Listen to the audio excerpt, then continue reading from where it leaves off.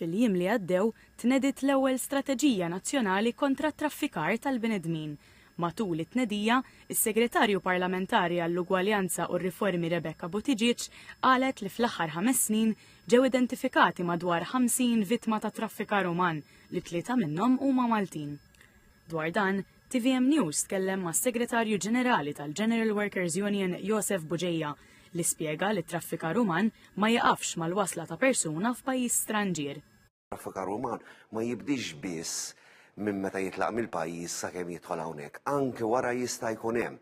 U aħna qafasna ħafna li jkun hemm kumitat interministerjali bejn kulħadd biex di tkun xi ħaġa mhux ta' Ministru wieħed tal-Onorevoli Rebecca Buttigieg imma tal-Ministeri kollha biex bħala pajjiż kulħadd jimbotta biex naqtaw it-traffikar uman.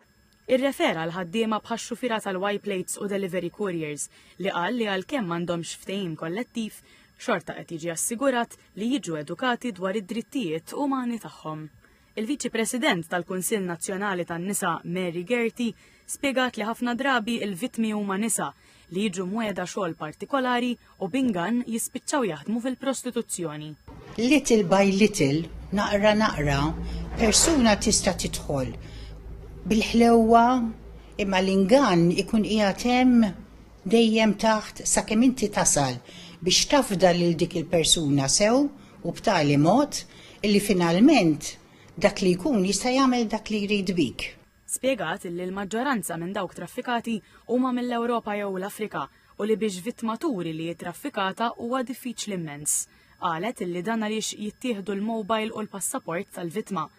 Apparti dan, it-traffikanti jitolbuhom ammont ta' flus li jrid jitħallas bħala dejn. Jagħmlu sinjal bidejhom jew iwaqqgħu xi ħaġa mal-art ta' posta u mbagħad jaħarbu għax ħafna drabi jekk ikunu għadhom tfajliet żgħar ikun qed iżommulhom idejhom.